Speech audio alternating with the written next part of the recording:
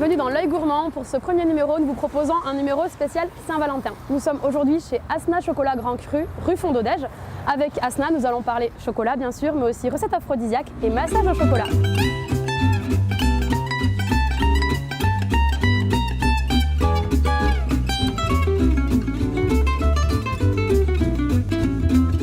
Asna, c'est un prénom marocain? Tout à fait, c'est un prénom, disons, arabe. Tu viens d'où du coup? Je viens du Maroc, de Casablanca. Casa, ok. Et tu es arrivée en France? Je suis arrivée en France en 2009. Ok, donc 2009, je crois que tu as fait plein de boulots différents. Oui, et tout puis à qu'il y a fait. eu un gros tournant en C'est ça. 2012 C'est ça, tout à fait. avec Masterchef, c'est ça. Tu peux nous en parler un petit peu de cette expérience folle? Alors, en fait, Masterchef, c'est rigolo parce que quand je regardais l'émission, je voyais pas mal de personnes pleurer devant un four, devant un four ou devant, je sais pas, une omelette qui rate. Je trouvais ça vraiment bizarre. Je me dis, mais pourquoi ils pleurent? C'est un plat. J'arrivais pas à comprendre. Et donc j'ai parié avec mon époux. Lui, il m'a dit, mais je suis sûre. Lui, il me dit, je suis sûre, si tu fais Masterchef, tu feras la même chose. Tu pleureras, tu feras la même chose. Disons qu'il avait un peu raison parce qu'en fait, on est loin de tout, loin de ses repères, loin de sa famille. Moi, je suis restée 2 mois sans rentrer. Donc, on finit par cumuler le stress et ne pas... et vivre que pour la compétition. Qu'est-ce que tu fais? Alors, je suis en train de préparer une crème avec une infusion à la vanille. Voilà, donc ça sent vraiment la vanille. On va faire une ganache. Donc, on a notre chocolat qui est prêt ici. La crème, on va la porter à frémissement un petit peu et on va la mélanger sur plusieurs fois pour ne pas trop chauffer notre chocolat, pour l'avoir exactement à 32 degrés pour le couler après sur une première couche qu'on a déjà préparée à base de gianduja et d'éclats de fèves. Je décadre parce qu'il y a déjà une première couche de 5 mm pour mettre un autre cadre de 1 cm pour pouvoir couler la ganache qu'on est en train de préparer. Tu as été élue meilleure chocolatière de France? C'est vrai, je ne le réalise pas assez. Ah oui, pas encore? Je ne le réalise pas assez. C'est vrai que c'était une sacrée surprise, sachant que quand j'ai eu la réponse par téléphone, il me l'a annoncé en cascade et il m'a dit, bon, Asna, vous avez été élue meilleure chocolatière de l'année, vous avez été coup de cœur et en plus vous avez une tablette d'or. Alors je suis restée sans rien dire parce que je pense que j'espère qu'il a pas mal pris. Je lui ai dit ça fait beaucoup. Je lui ai dit là ça fait beaucoup. Comment je vais faire moi l'année prochaine? Ça fait vraiment beaucoup d'un coup. De suite tu as pensé au challenge que ça représentait. Exactement. Donc il m'a dit écoutez c'est le panel qui a décidé. Hein. C'est une dégustation à l'aveugle. Il y avait 20 personnes qui ont dégusté les chocolats et qui ont... En fait quand il y a une décision à l'unanimité, donc on est coup de cœur. Okay. Quand c'est une décision à l'unanimité. Et voilà, donc ça a été une sacrée surprise. Donc là, ces chocolats que tu prépares, ils seront comestibles dans combien de temps? Pas avant, après-demain. Ok. Parce que là, il y a un temps de cristallisation. Okay. Après, on va découper, on va enrober. Et une fois que c'est enrobé, il faut attendre quand même un certain temps avant de pouvoir les toucher et les mettre en boîte. Nous n'avons pas, comme nous n'avons pas un grand labo, nous n'avons pas des machines qui vont permettre un refroidissement immédiat des bonbons. D'accord. Donc c'est à l'ancienne. Mais c'est bien à l'ancienne aussi. Il faut être patient. J'ai pris juste la température pour voir. Je suis à combien là? Je suis encore à 49,50. Donc je ne vais pas la mélanger tout de suite. J'attends d'arriver au moins à 82 degrés. Tu as créé avec Laetitia tout à fait. Un rituel de chocolathérapie. Tout à fait. C'est une chouette fille qui est venue me voir. Au départ, je n'avais pas bien compris pourquoi, mais au fil de la discussion, elle me dit moi, j'aimerais bien faire quelque chose de chocolat. Je dis, ça tombe bien. Moi, ma cosmétique, je la fais des fois maison, quand j'avais le temps, à base de beurre de cacao ou à base de produits dérivés, tout simplement. Et elle me dit, ça me tente. Comme on ne peut pas produire, nous, la cosmétique pour travailler avec, parce qu'il y a une législation, elle a trouvé un fournisseur français qui produit des produits vraiment magnifiques, sans produits chimiques à foison, vraiment naturels et français, à base de cacao et de chocolat. Et donc, elle a réuni plein de choses. Après, elle est venue me voir, elle m'a dit, voilà, le soin idéal pour toi, qu'est-ce que c'est? Je lui ai dit, voilà, rapide, efficace. Parce que j'ai pas trop le temps et j'aimerais bien sortir d'une parenthèse où je sens vraiment que j'ai fait une vraie coupure. Et donc on a étudié tout un programme de gommage, d'enveloppement, de massage à la bougie, mais gourmand, bougie noisette, vraiment merveilleux. Et donc j'ai testé et c'est testé, approuvé. C'est top. Et on termine le massage par une dégustation de chocolat. Je vais verser une première fois la crème. On va le faire sur plusieurs fois. Donc tout ça pour faire fondre notre chocolat. Donc on va profiter de la chaleur de la crème. Celui-là, il vient de République dominicaine. C'est un chocolat bio. Il est très doux et il a des notes fruitées qui ne va pas dominer le goût de la vanille. C'est une sélection dès le départ. Enfin, en fait, ma grossesse m'a servi pour ça aussi. Je vous assure, quand j'ai fait toutes les recettes, j'ai choisi les chocolats quand j'étais enceinte. J'avais vraiment des goûts que je ne ressens plus en fait. Et c'est très intéressant quand je le dis, surtout à des femmes enceintes, elles me comprennent plus. On n'a pas les mêmes notions du goût, on ressent les choses différemment. Et j'ai eu cette chance-là de profiter de cette période-là pour travailler les recettes. Les recettes, c'est vraiment une histoire personnelle, vraiment une histoire de goût personnel. Et voilà, j'essaie d'avoir le maximum de moi dans ces recettes. Et tu as récemment ouvert une boutique qui cartonne plus en centre-ville, on va dire. Tout à fait. Rue de la Vieille Tour. Exactement. Et cette rue, il faut le dire, est vraiment la rue de la gourmandise. C'est ça. Il y a tes chocolats, il y a les dunes de chez Pascal, il y a l'alchimiste avec son café. C'est une rue qui monte à Bordeaux. Je trouvais qu'il y avait du potentiel et que c'était près de tout, niché. Ça peut faire des adresses secrètes en même temps pour ceux qui ne connaissent pas le passage. Et ça, j'apprécie énormément qu'on ne soit pas tape à l'œil du tout. Et là, on découvre que les dunes ouvrent en même moment, que l'alchimiste ouvre, qu'on apprécie parce qu'on travaille avec son café pour certaines de nos recettes. Ouais. Et donc on s'est dit, mais c'est vraiment génial. Ce qui me plaît à Bordeaux, c'est les gens déjà. J'apprécie énormément les gens. Je trouve que c'est réciproque, ils me le rendent. Le fait qu'ils ressentent que je les apprécie, ils me le rendent parce que c'est génial, ils m'encouragent. Et puis l'environnement, c'est-à-dire le vin, le terroir, cette culture du goût, de la gastronomie qui aide. J'ai pas besoin de faire plus d'efforts pour expliquer les chocolats ou expliquer comment on déguste un bon cacao. Tout de suite, c'est naturel, les gens sont très réceptifs à ça. Les gens sont exigeants, ils recherchent la qualité et ça c'est génial parce que ça nous permet de nous améliorer tout le temps. Et c'est des remarques constructives qu'on peut avoir de la part des clients. On ne va pas nous dire quelque chose juste pour nous embêter. Quand on nous dit quelque chose, on sait que derrière, il y a une réflexion qui va nous permettre de nous améliorer. Donc ça, c'est professionnellement parlant. Personnellement parlant, c'est la meilleure ville du monde. Pas pour moi, elle est trop belle. Là, elle est en train de couler la deuxième couche sur notre recette. Donc c'est la ganache chocolat noir vanille qui vient se poser sur le gianduja, donc délicatement.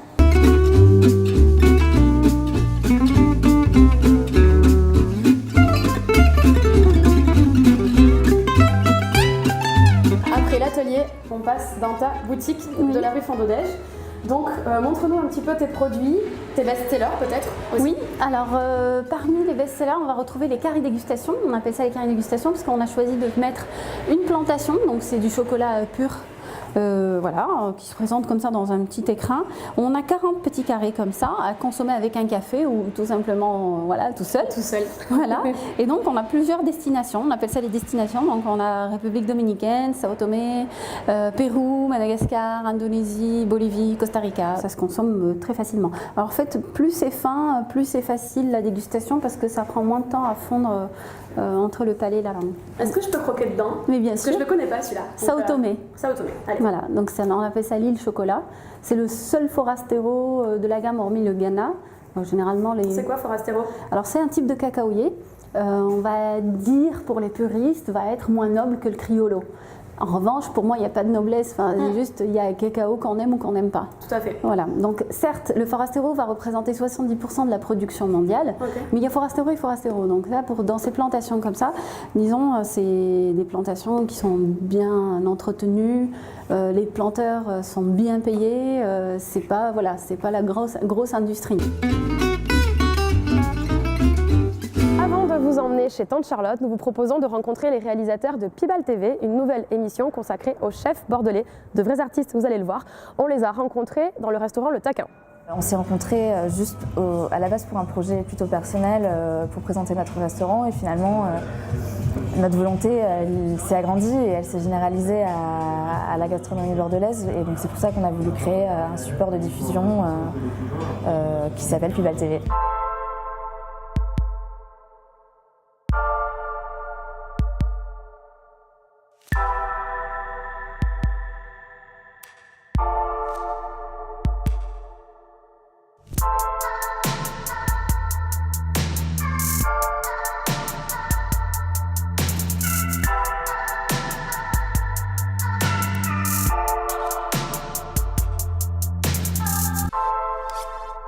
c'est vraiment l'envie de casser les portes du formalisme.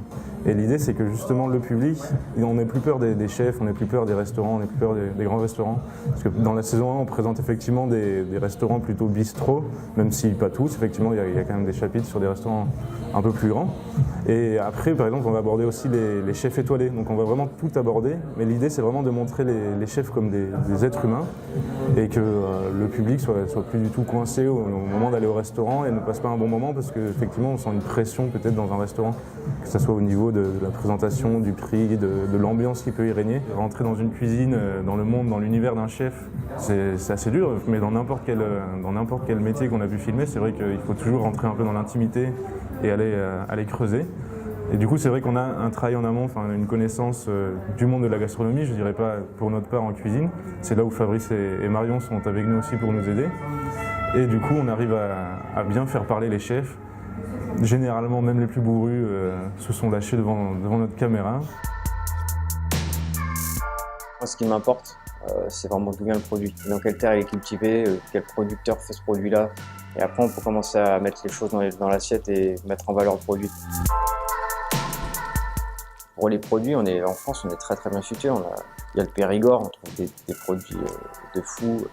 L'océan, on a le Pays Basque. Beaucoup de restaurateurs viennent s'implanter à Bordeaux, beaucoup de très bons cuisiniers, plus connus ou moins connus. Ici, il y a vraiment des très très bons restaurants. Et ça donne une dynamique un petit peu à la ville et ça donne envie de se surpasser tous les jours, de suivre un peu le mouvement. C'est vraiment quelque chose de génial, de pouvoir bosser dans une ville avec une dynamique pareille. Ce qui m'a le plus surpris dans le tournage de la saison 1, c'est vraiment la gentillesse des chefs que j'ai rencontrés et qui sont passés devant la caméra de Pierre et Carla. Des gens vraiment sincères qui ont envie de porter Bordeaux, non pas que pour eux, mais aussi par rapport à tous les autres chefs. Voilà, ils veulent présenter Bordeaux comme une ville où la gastronomie évolue et il y a vraiment quelque chose un mouvement qui est en train de se faire. Et ils ne pensent pas que à leur restaurant, mais c'est plutôt la gastronomie en général et mettre en avant Bordeaux à travers la gastronomie. Et tous ont été très gentils. Et voilà, vraiment, c'était super, quoi. Ça y est, nous voici enfin quartier Saint-Pierre. On prend la direction du restaurant Tante Charlotte, qui est certainement un des restaurants les plus romantiques de la ville. On dit même, légende urbaine ou pas, la réponse sera dans l'interview, qu'il est interdit aux enfants pour que les adultes soient tranquilles pour un petit dîner aux chandelles. Allez, je vous emmène.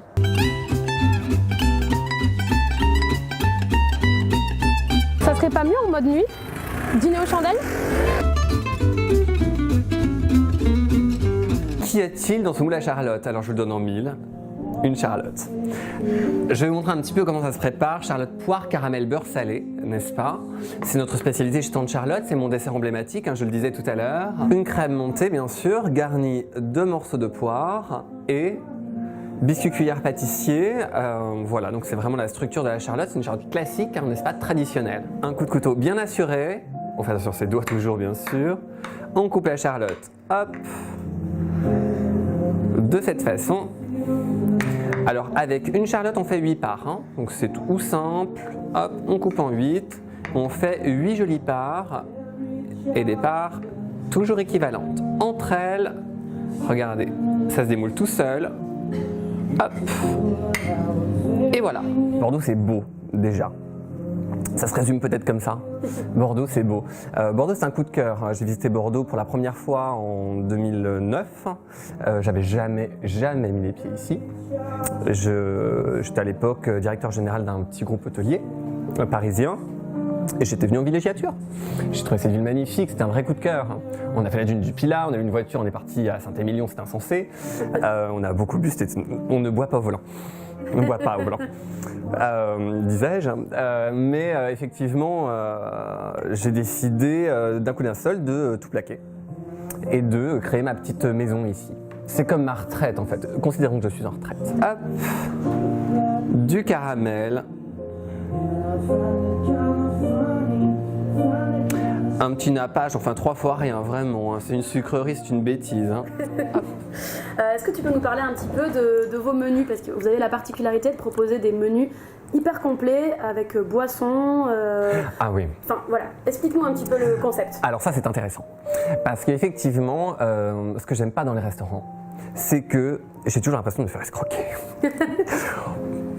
La mauvaise surprise. Non pas que les restaurateurs soient des escrocs, mais effectivement cette mauvaise surprise. C'est-à-dire qu'on va avoir un prix d'appel vachement intéressant et puis très rapidement on va prendre un apéritif parce que bon, ça fait plaisir quand même, un petit martini.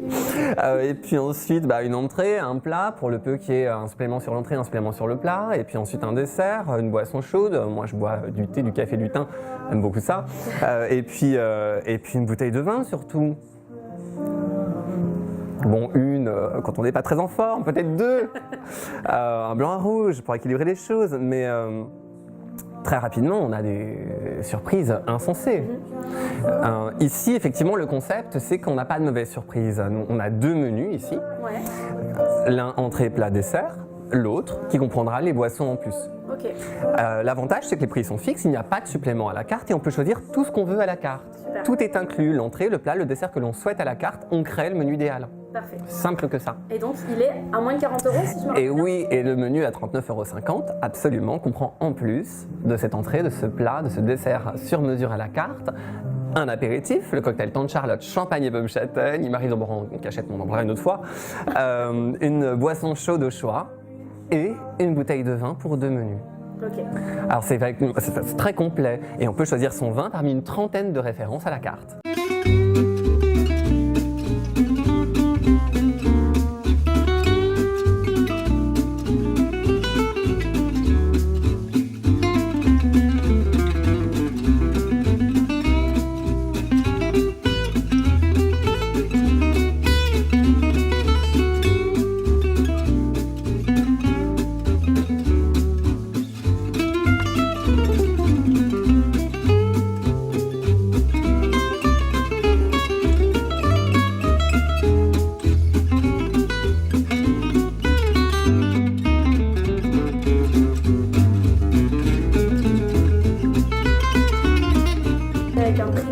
Comme celui-ci, tu ne peux pas proposer des plats, tu peux pas proposer des Saint-Jacques, du foie gras, ou si tu arrives à proposer des mets un petit peu de luxe malgré tout. Notre produit phare ici, on va être sur un tourne-dos de viande, race à viande bien sûr française en charolais.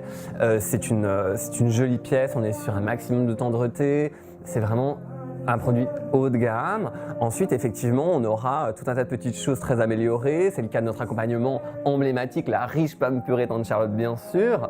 La riche pomme purée Tante Charlotte, qui est un petit peu, bon, j'allais dire copiée, mais il ne faudrait pas que je le dise, il va me faire un procès, qui est un petit peu reprise sur le modèle de la purée de Joël Robuchon. Okay. Avec qui j'ai eu l'occasion de travailler un petit peu quand j'étais à Paris. Lui utilise 50% de pommes de terre, 50% de beurre et tamise le tout. C'est quelque chose qui est vraiment assez fabuleux, c'est vrai. Nous, c'est la même proportion, mais on la fouette. Et une purée bien fouettée, c'est une purée reconnaissante. C'est un bon plan pour la Saint-Valentin, ça, du coup. Oui, absolument, absolument. En pratique, là, le restaurant est complet pour la Saint-Valentin, évidemment. Le restaurant est complet pour la Saint-Valentin de cette année et de l'année prochaine. Okay. On a toujours 2 ans d'avance sur la Saint-Valentin. C'est la date la plus demandée de l'année. C'est effectivement, même d'ailleurs la semaine d'avant et la semaine d'après sont très demandées. C'est tout à fait normal, mais c'est vrai que le restaurant étant tout petit, tu as combien de couverts? on a 24 places assises, Ok. 12 tables de 2. Ok. Donc il faut réserver combien de temps à l'avance si on veut manger chez Tante Charlotte? Eh bien, pour la Saint-Valentin, comme je le disais, 2 ans à l'avance. Ok. Donc là, on s'y prend trop tard. On est un peu à la bourre de 2 ans, je veux dire. Mince. Et en temps normal, 15 jours, ça suffit pour avoir une table? Alors en temps normal, sur une semaine, sur un début de semaine, on peut toujours avoir une table. Pour être sûr, comptons une semaine d'avance. C'est bien. Sur un week-end, ça se complique. Et surtout en hiver. En hiver, il n'y a pas de terrasse ouverte. Les gens mangent tous à l'intérieur. Les places sont forcément beaucoup plus limitées. Ouais. Et là, on est facilement sur un week-end, sur 3 semaines, 1 mois d'attente. On est sur quelque chose de très romantique. En plus, bon, il y a une ambiance musicale qui est aussi très présente. Ce qui fait que tout de suite, on n'est pas gêné par les voisins. On a l'impression qu'ils n'existent plus très rapidement. On se concentre sur la personne qui est en face de nous. Et ça permet, tout plein de situations folles. Hein. Très bien. Est-ce que c'est une légende ou pas que les enfants sont interdits chez Tante Charlotte? Non, les enfants ne sont pas interdits chez Tante Charlotte. Tout simplement, la question ne se pose pas. C'est-à-dire que tout comme dans certains manèges, on ne va pas y emmener son enfant, tout comme en regardant certains films, J'ose espérer qu'on ne le regarde pas avec ses enfants, ou certaines boutiques dans lesquelles les jouets sont en latex, on n'y emmène pas ses enfants non plus. C'est de la logique et du bon sens, je veux dire, tout simplement.